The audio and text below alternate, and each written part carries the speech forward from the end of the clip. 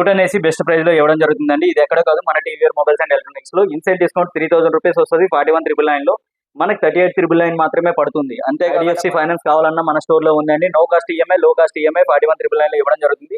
లేదు మాకు power consumption తక్కువలో కావాలి, 5 స్టార్ కావాలి అనుకున్న కస్టమర్ కి 48,999 లో ఇవ్వడం జరుగుతుంది. ఇన్సైడ్ డిస్కౌంట్ 4,000 రూపీస్ వస్తుంది.